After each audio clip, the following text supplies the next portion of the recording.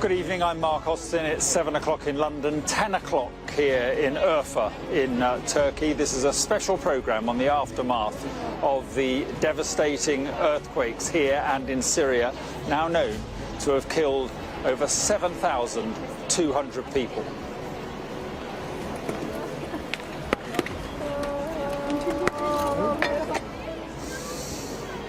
We're being left to die, the desperate families digging bare-handed through the rubble as their loved ones cry out for help. The race against time for rescuers accelerates. We'll hear from UNICEF and the World Health Organization later this hour. But efforts are hampered by freezing conditions as those who survived struggle to keep warm. Also this hour, I hear the heartbreaking story of a Turkish man from South Wales looking for his family in the remote village where he grew up. But amidst the stories of loss, hope, as a young girl in Syria covered in dust is lifted from the debris.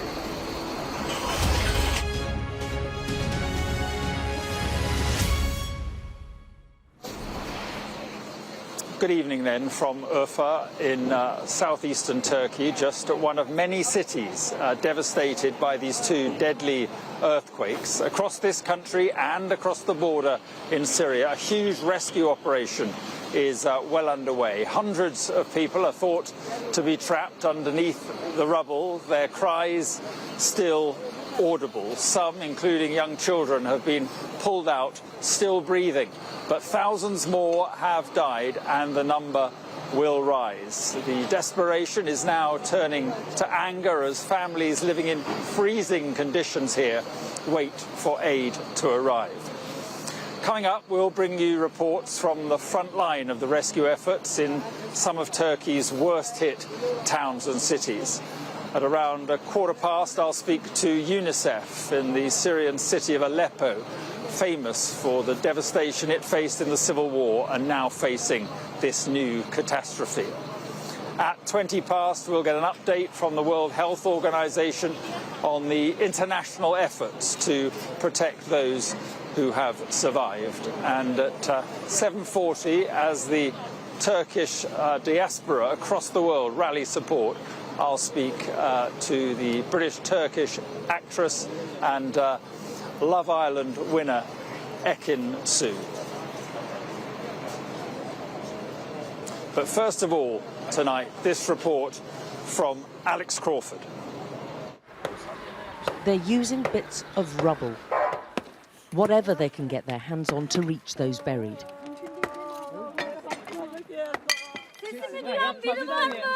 Can anyone hear me? She's shouting. They can hear sounds. So they keep calling and listening for the loved ones who lived here. But they've come with little more than courage and a great deal of hope. And their tools make barely any impact on an 8-story building now all on the ground floor. Relatives look on, sick with worry. And a bubbling anger growing inside. We have no electricity, we have no any additional machines to supply our machines. We have no support yet from the government. We have... Now 40 hours, no one comes to touch this. Nobody are here to touch this. Understand? From the 40 hours. I am the one waiting here from 40 hours. No one came and arrived here to touch. Now we are dying here, no just one. dying, okay, just dying. They stand in huddles weeping and find comfort by talking to the trapped children they may never see again. Be strong, Deniz, she's saying to him. Be strong, we are here. The fury is real and raw. The government's not here, she's shouting. Enough, enough, enough. This city, which hugs the Syrian border, appears to be one of the worst hit. It's home to a huge number of Syrian refugees who fled the war to safety here. And the Hatay mayor is from the main opposition party, stoking suspicions that this may have contributed to the little aid evident here. We saw residents helping themselves to food and supplies from a supermarket which had been broken into, but also saw a television being carted away. It's because we're hungry, one man told us. Desperation is haunting this city. For the love of God, please help us, she begs us. God, I'm waiting for help, she says. Her husband's trapped upstairs in their flat and has poor sight. Please, I expect help from my government. There's so many people who feel they're not getting the help that they need. Not one person, he tells us. We haven't seen a single soul here. We don't even have any water to drink or even have any bread to eat, she goes on. My daughter's in there with her 2 kids, another man tells us. They've died in that house.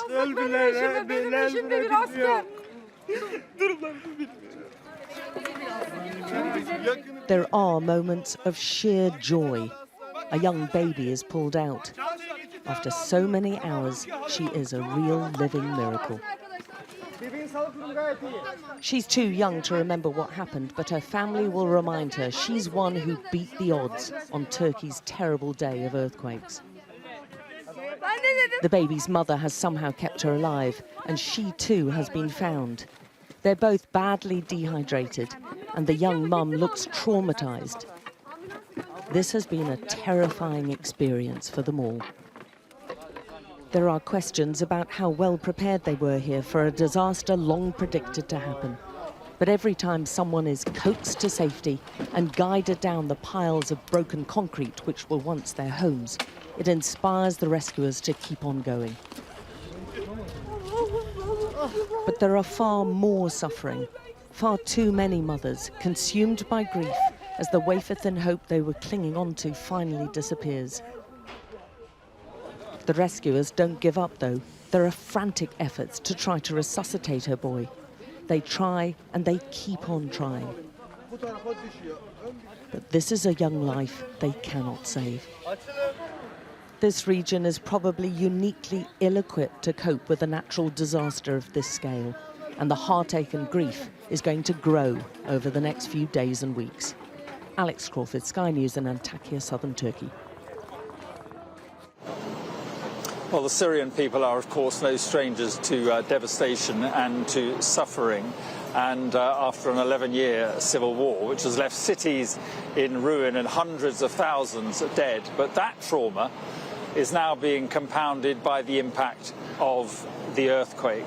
And a warning that this report from our Middle East correspondent Alistair Bunkle includes pictures of the rescue of a young baby found next to the body of one of the victims.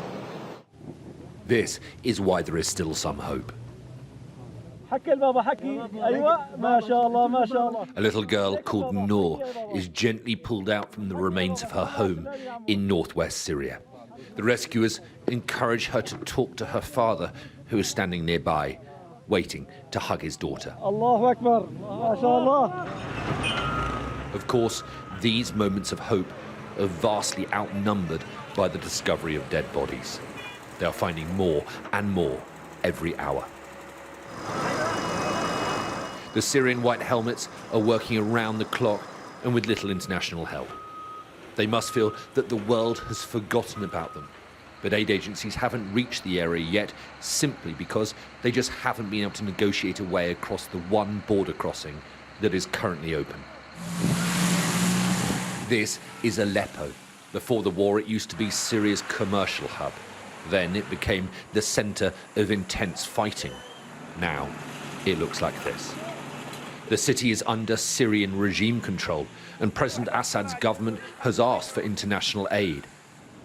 A Russian cargo plane landed in Syria today, but after years of defying the West, Assad might now be forced to accept their help. We need heavy equipment, ambulances and firefighting vehicles. We don't have firefighting vehicles to put out fires. We don't have heavy equipment to conduct rescue operations. There are a lot of issues surfacing now due to the sanctions against the Syrian people. In another Syrian town, another moment of relief. At first, this young child appears to be lifeless, and then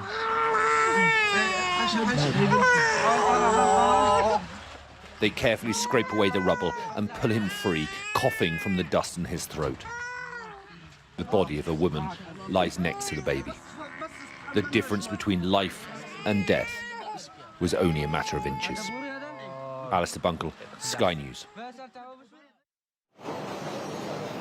And we can now go to the Syrian city of Aleppo and speak to Angela Kearney, the UNICEF representative in that city. Thank you very much indeed for being with us. And just first of all, what are you able to tell us about the situation on the ground there? Yeah, well, it was actually random buildings that came down in Aleppo. And of course, we all know, you're reporting it, that it was at 4:15 in the morning in the wintertime. So a really tough time. I think everybody in Aleppo came down from their massive apartment blocks into the streets, and so many people haven't got back into their homes because they're not safe or they feel very unsafe with the aftershocks. And so yesterday we saw real bewilderment on children's faces, standing out in the wet and the cold, looking for shelter with their parents. And, you know, there's been so much war here, and now this on top of it, it's really, really tough for families. Yeah, and I just wonder if you could expand on that. How badly are children being impacted? Clearly more suffering and presumably more orphans. Yeah, certainly we haven't got a large number of unaccompanied children because wider family members have taken them, but we're all ready if that was to come up. But rather, what's happened is that many of the families have had to take shelter in churches or mosques or in schools. Some of them have been damaged, but those schools are not made for adults and children to sleep in. So yes, as your images are showing, you know, it's concrete floors, 2 nights sleeping on concrete floors without blankets. Of course, the aid is really stepping up today. We had water tankers out delivering water, so the sanitation works in these schools and these shelters. We are looking at special nutrition needs. We're not here alone. UNICEF is part of the United Nations. It actually works with partners on the ground, but the needs are just so many. And of course, there was a lot of, there's still a lot of broken bones and emergency operations that are happening in the hospitals. And, you know, you think about that, those doctors, those nurses, those lab technicians, they're mums and dads themselves, and they're having to leave their families and go and look after the others. These people are really, really doing it tough. Yeah, I was going to ask you, what is the situation, given the years of conflict there and now this? What is the situation with hospitals and clinics and medical facilities for children? Yeah, well, I mean, they're needing to triage and decide. I also heard one of my staff was telling me today that people are going to the hospital because it feels safe for them when they're so anxious and, you know, have the real psychological problems related to this. After all so many years of war, and there's actually a lot of poverty in Syria as well. And so these children have had multiple layers of poverty, and this is just one thing more on top. Of course, we were able actually yesterday to buy some supplies for the hospitals in the local market and have them delivered to the operating theatres direct. You know, with money you can do a lot, but the needs are just so many. And what are you able to do about the trauma that all this causes, the trauma of conflict, the trauma now of the earthquake? Have you got people in there who can help these children deal with what they're experiencing? Yes, we do have a limited number of social workers and people who are trained in this psychosocial work, but it's actually teachers, it's parents, it's sports masters and mistresses that will really make a difference in these children's lives. So once we settle down a little bit and hopefully the schools can become schools again, you know, we'll have to support some teacher training so that the teachers know how to give special care to children who have been frightened. The aftershocks are frightening, and, you know, when are they going to stop? So, yes, there are some trained social workers, but we're going to need many, many more. And a lot of this happens where youth can help young children, you know, parents can help other parents, and it's a lot of work that we need to do on building those community structures. And do you think there will be more Syrian families trying to flee across the border into Turkey, as so many have done in the past? Yeah, I mean, right now, I think we need to absolutely get the aid here, because the people, we need to give them what they deserve, what's their right, which is blankets and food and medicine and the support and the care. So that's what we're concentrating on. And just finally, are you confident that you can get enough aid in? Is the UN confident in general, really, not just for children, confident you can get enough aid in given the circumstances? Yeah, I think that we need to raise the cash, we need to raise the awareness, and we thank Sky News for this. And at the same time, of course, the political discussions keep on going through member states, and that's a different part of the UN that does that. In the meantime, UNICEF, the other UN agencies, are absolutely focused on the humanitarian response. Okay, Angela Kearney, I appreciate your time tonight. Thank you very much for coming on this special programme. Thank you. Well, as we've been hearing, the aid effort to prevent further loss of life is now in full swing. Our correspondent Yusra El-Bagir in the Turkish city of Gaziantep this evening. And Yusra, you were on one of the aid flights coming into Turkey today. Yes, yeah, I was, Mark. We were on the third flight into Gaziantep from Qatar. Qatar is one of Turkey's closest allies. They had sent military personnel to help with search and rescue, but also emergency aid supplies. They pledged to send 100 tons of humanitarian aid, and they're not alone. The UAE has pledged to build a field hospital, and just as we've been here in the airport today, we've seen teams come in. We saw an Israeli relief team earlier, but now a British team of 77 search and rescue specialists with 4 sniffer dogs has arrived. They've told us they're working closely with the Turkish authorities who've sent them coordinates, and they'll be traveling to those coordinates as soon as possible and working hand in hand with other international rescue teams to try and take advantage of this 48-hour window, which is the most critical window in immediate response, and try and save as many lives as possible. President Erdogan was very quick to ask for international support. He made a very strong appeal for help from his partners all over the world. We've seen pledges come in from India, from South Korea, which called Turkey a brother nation. Mexico, an LA County team is flying in, which has a lot of disaster relief expertise. So what we have been seeing a lot of solidarity on that front, and the hope is that that solidarity can make a dent in what is a shockingly high and continuing to escalate death toll. And Yusra, just before you go, give us a sense of the scene there in that city. I mean, just as we've been here in the airport, in the VIP room of the airport terminal, we've seen families with babies. There is a real sense of shock.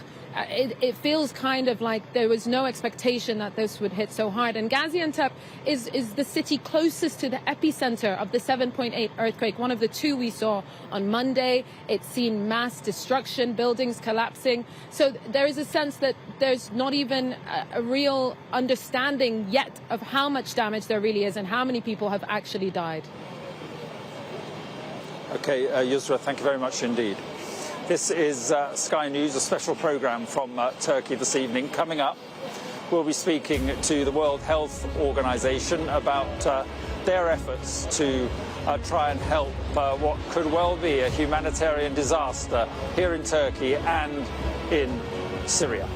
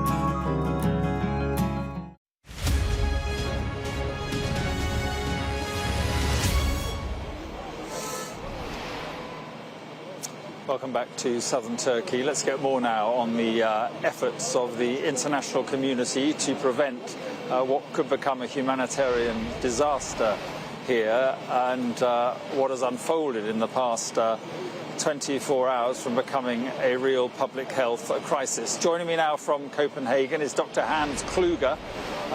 He is the World Health Organization's Regional Director for Europe. Thank you very much indeed for being with us. And a shattering earthquake in midwinter in heavily populated areas is the stuff of nightmares, isn't it?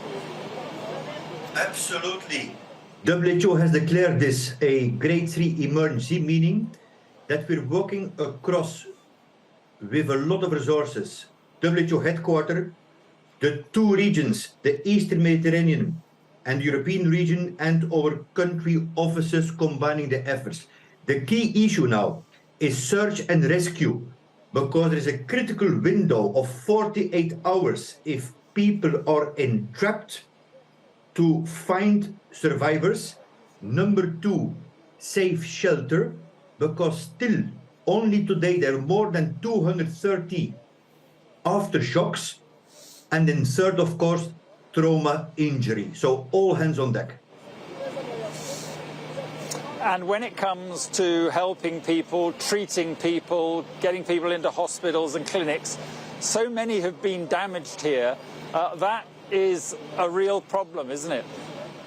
Absolutely. And I would like to commend the Turkish authorities for reaching out internationally immediately. Of course, Turkey has a lot of experience themselves, but this is a huge size, so emergency medical teams are flying in. WHO also dispatched 2 planes with medical supplies. The immediate support is about trauma, injuries, but also burns and electroshocks in places where the energy infrastructure has been hit.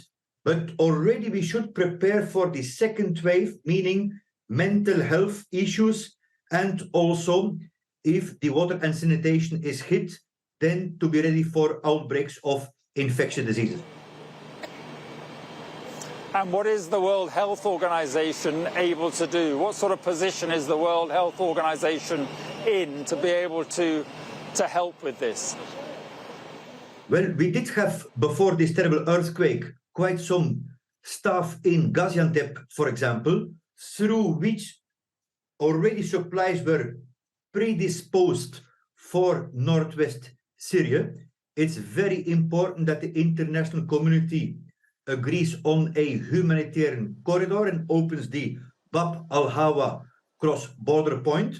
And we're working, of course, hand in hand with the authorities in Turkey, also in the Eastern Mediterranean, with the counterparts on, number one, providing trauma and medical supplies. Number two, doing an assessment of the public health risks that for sure will come very soon. And thirdly, an assessment of the current facilities, because, for example, our own office in Gaziantep has cracks. So our own staff had to sleep last night in their cars in a harsh winter because we are not sure still about the safety of the buildings.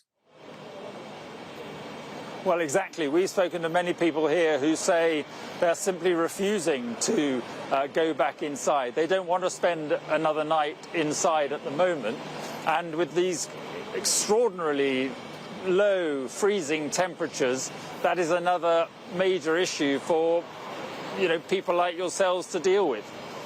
Absolutely. Safe shelter is a critical issue. And actually what you see is what we always see in such a tragic circumstances, that it exposes the vulnerable people. There are about 23 million people now in Turkey potentially in need of humanitarian assistance, of which 5 million we classify as vulnerable, meaning children, elderly people, about 15 million in Syria for need, but this can increase. So while we hope for the best, we have to prepare for the worst, because we know that in this kind of circumstance, the death toll and the number of people with heavy injuries can still exponentially increase.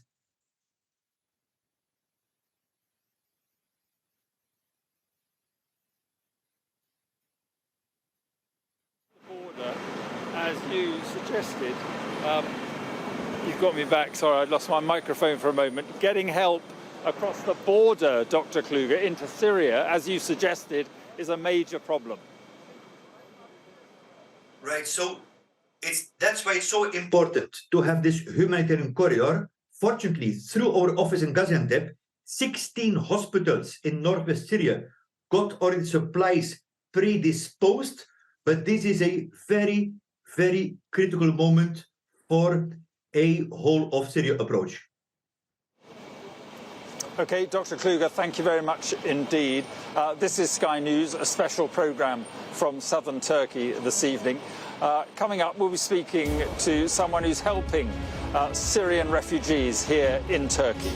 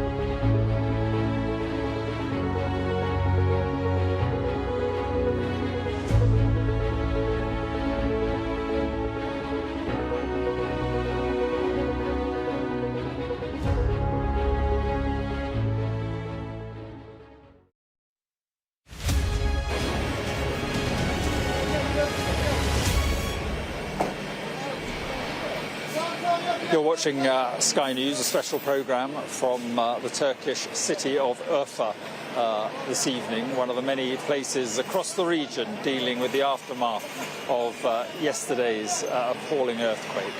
Well, over 40 hours after the first earthquake hit, let's bring you up to date with all the key developments this evening. And more than 7,200 people are now known to have died, but that number is very likely to rise still further. The Turkish government says more than 20,000 people have been injured. Again, the real figure likely to go much higher. 3 British nationals are confirmed to be missing in the aftermath of the earthquake, and a plane carrying 77 search and rescue specialists from the UK has now arrived in Gaziantep, about 2 hours from where we are here. Well, we saw earlier this hour the search for survivors in the city of Antakya, well, 80 miles north in the city of Osmaniye. It is a very similar story of rarely realised hope. Our international correspondent, John Sparks, is there. In a small corner of the city of Osmaniye, the sound of heavy machinery fills the air. Their metal scoops moving rubble as the members of a rescue team search the concrete slabs, looking for signs of life. Then a call goes out. All quiet on the site, and the frenzied sound of digging swiftly ends. Can you hear me? Tap on the side of the wall. But these desperate questions go unanswered. There are hundreds of people here, but it is silent.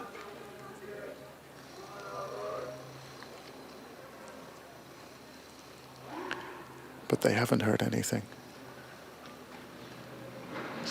There's nothing. 5 apartment blocks occupied the area. The residents asleep when the earthquake struck, and it seems unlikely that anyone survived. It looks like a lot of people lived here. Biz tahmin olarak bu şeyden böyle Bokrevir'den 150'ye yakın diyor. Yani tahmin yuvarlak. Yani bilemiyor artık kaç kişi şimdi şu an kaç kişi kurtarılır, kaç kişi kurtarılmaz. Allah'la artık şeyin arasında. Hope was fading and the outlook bleak. We listened to the anguished tone of those looking on.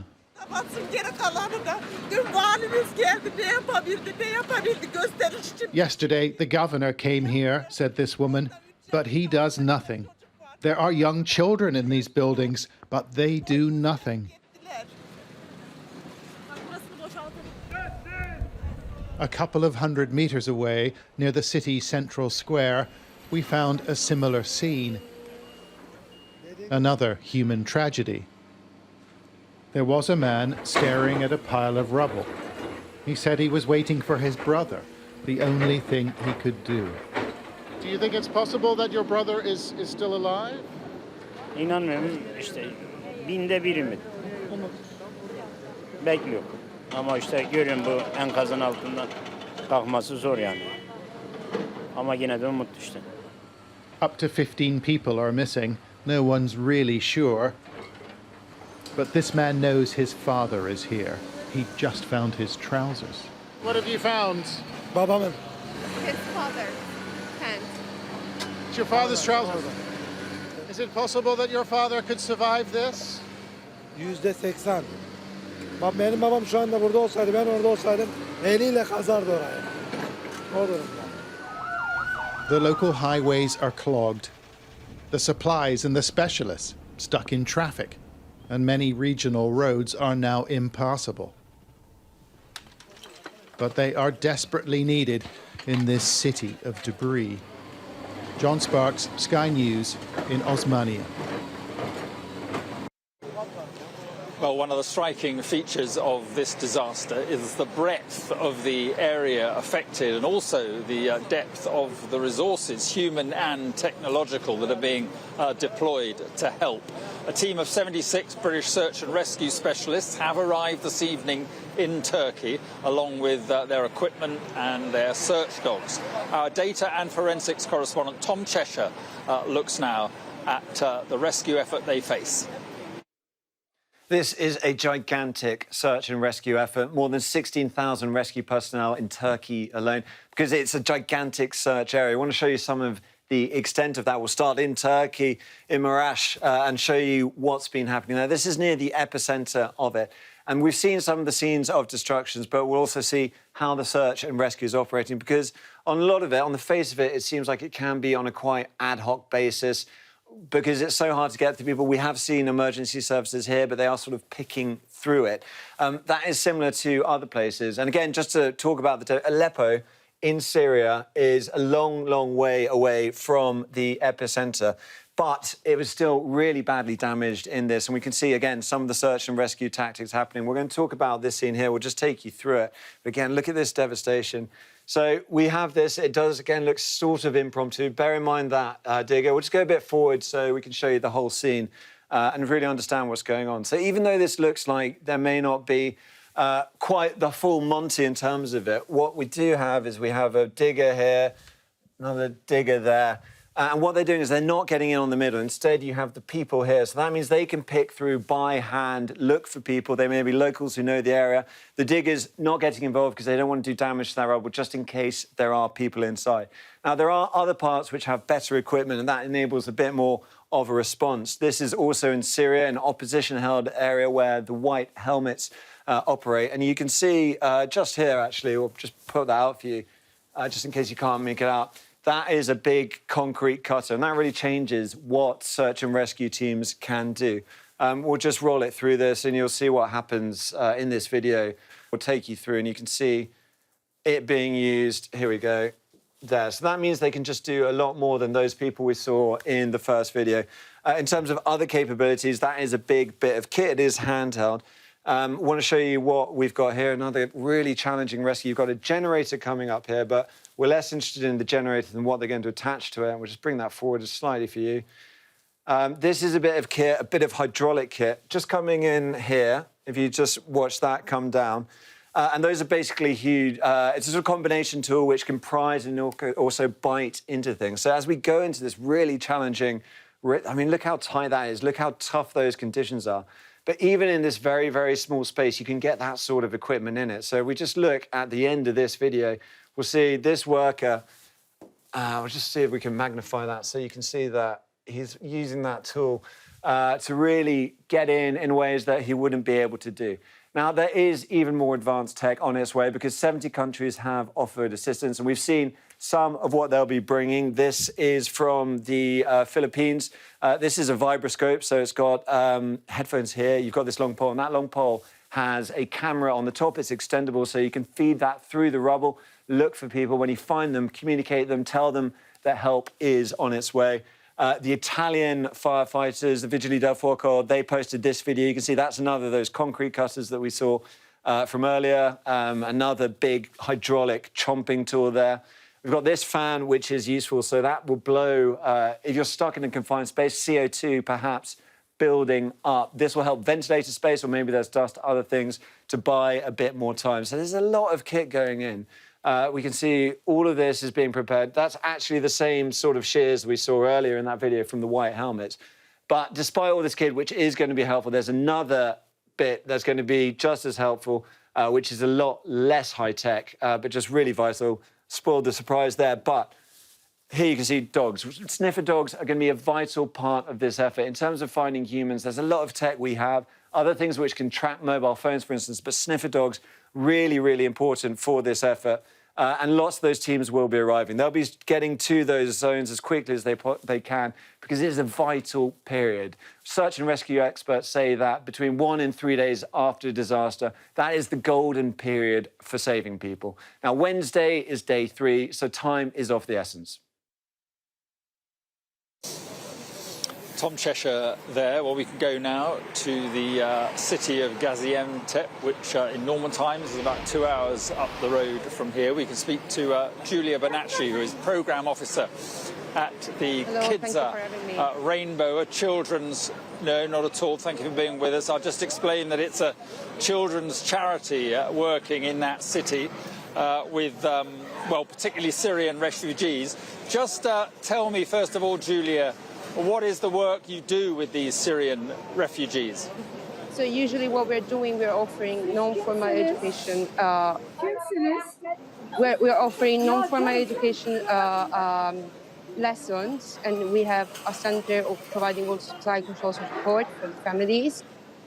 the situation that we're facing right now, like I'm sorry, I'm getting destroyed from the.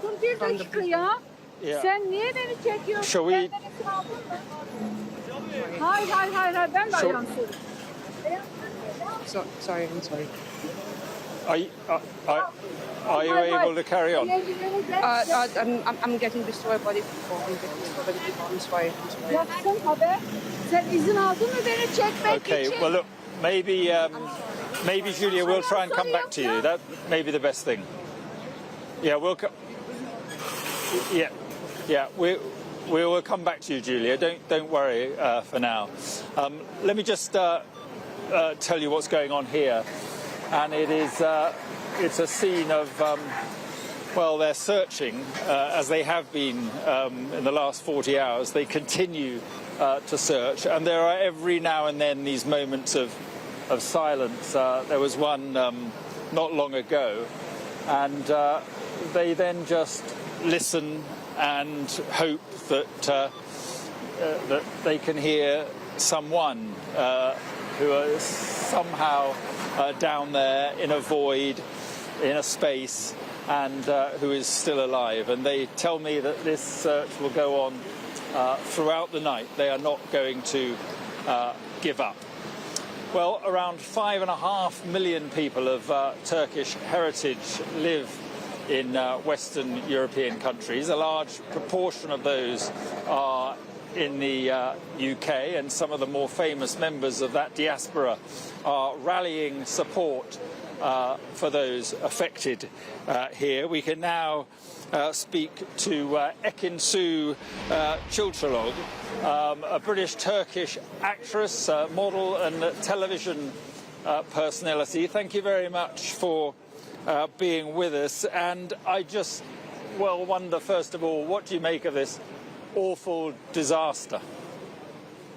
It's honestly so heartbreaking because it's my heritage. I'm Turkish, and I've got so many family and friends out there, and you know, we always live on edge in Turkey. I lived in Turkey for 2 years. You just never know.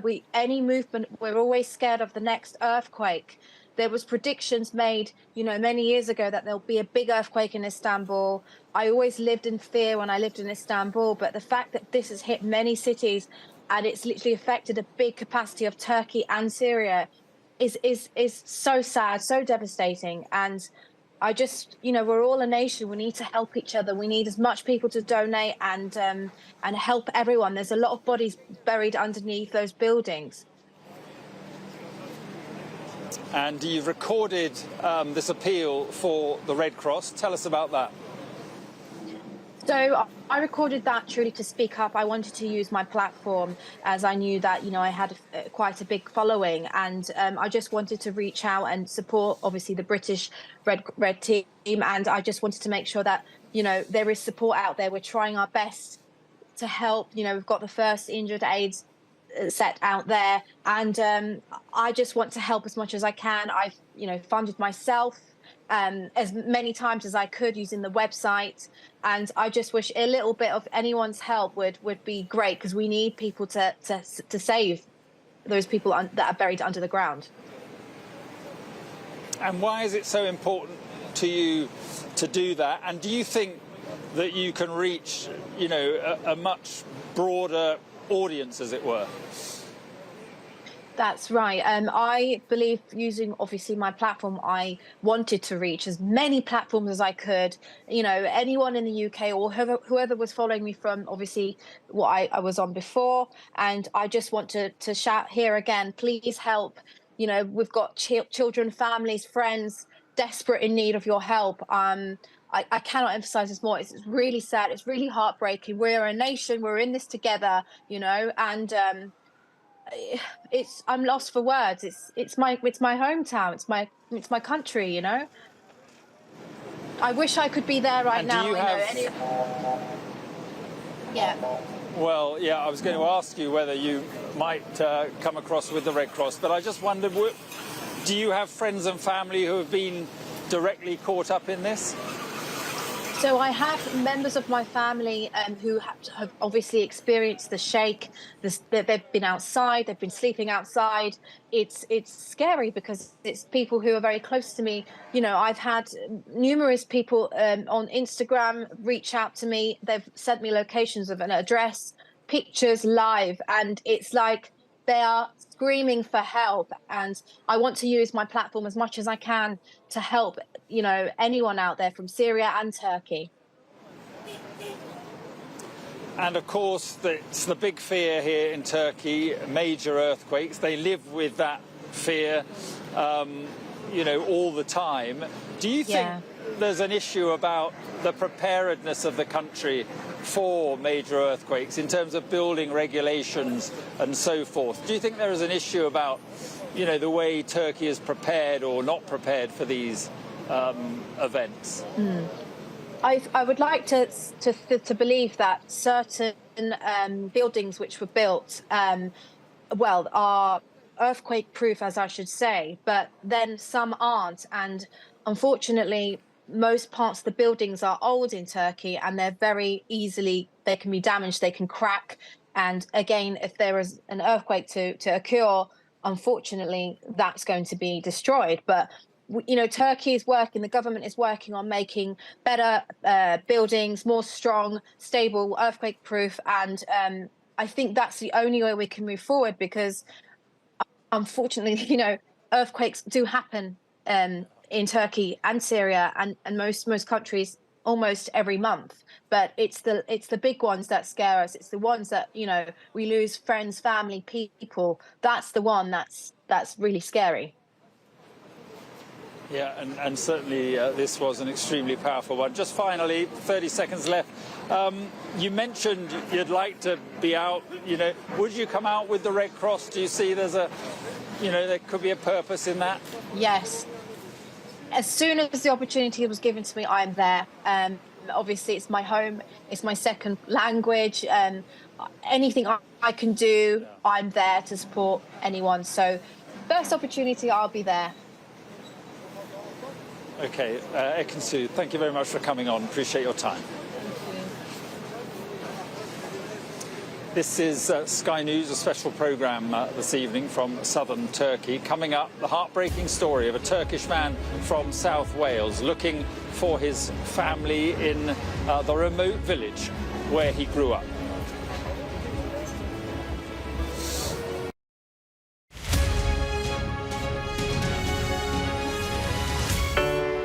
Big stories don't always come from big cities.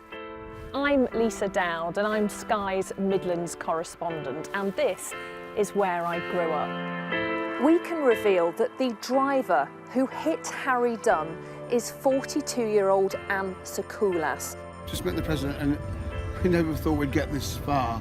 This is what they're up against, that the wind is the really big problem. It is back-breaking work and the smoke is thick. It's been working well. Water levels are dropping, but no one knows what impact further rain will have. What would you do if this place wasn't open? We take you to the heart of the stories that shape our world. It's really scary. We're terrified. In this community, I'm told that everybody knows someone affected by COVID. Hopefully this will be the last wave. I never knew they would make it. It's amazing. Change seems tantalisingly close in this corner of the UK. Wales was the first to introduce the plastic bag charge. This is my patch, my specialism. It's also my home. The pound has rallied, moderation, interest rates peaking up at 6%. The highest for 14 years. Will that be the peak? Will it be a little bit lower? It's closer to a potential crash. So many words, so many meanings. But what do they mean for you and your finances? Stay up to date on Sky News.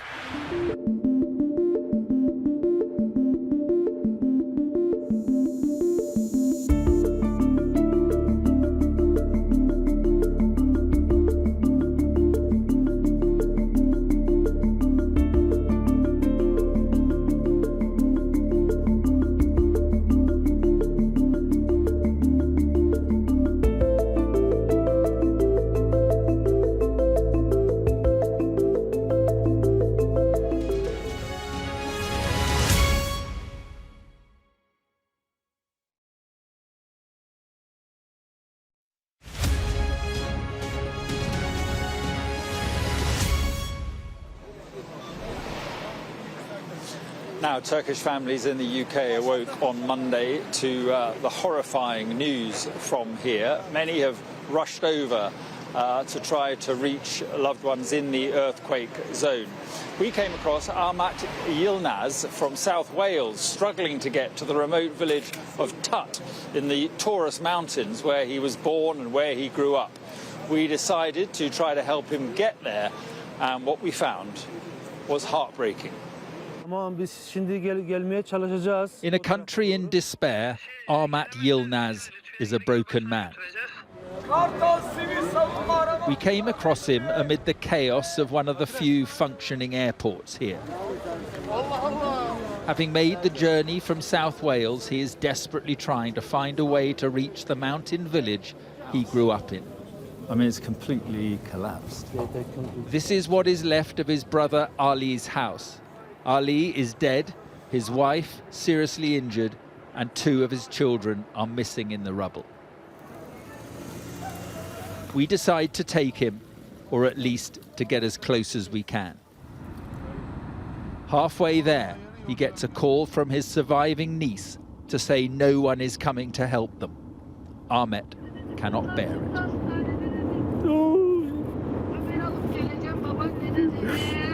Once we're up in the mountains, it is not an easy journey.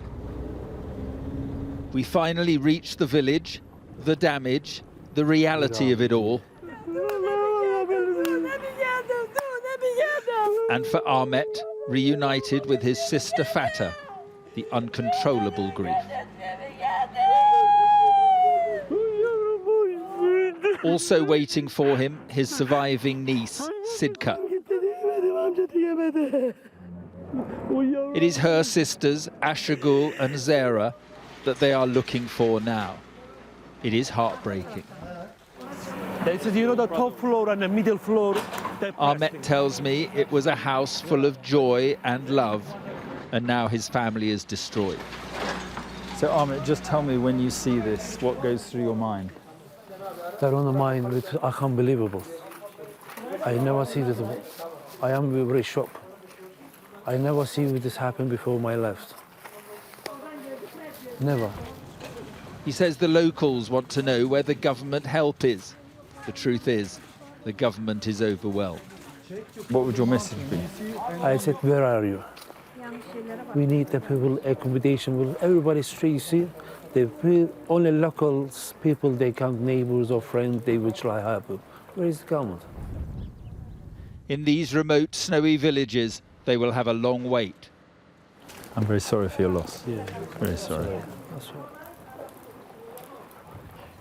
I can't believe it. One man facing the enormity of it all in this country of countless tragedies. And so the search and rescue operations go on across this city, across many cities in Turkey, and of course across the border in Syria. Here behind me, they seem to be closing in on one particular area, and quite clearly from what they're doing and from what they're saying, they have not given up hope of finding someone alive. They still think, although it is now 42 hours or so after this earthquake, they still think that it is possible that they could find someone alive, and so the search goes on.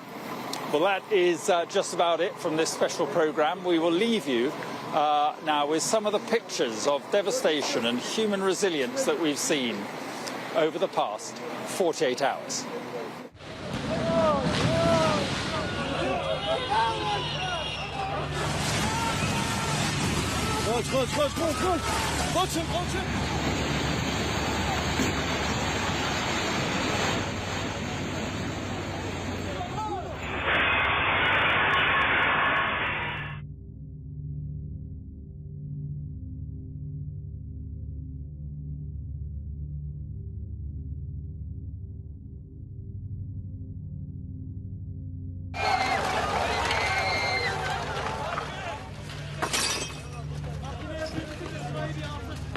Bakıyorum ben. طول بالك لا تسيب حد. هات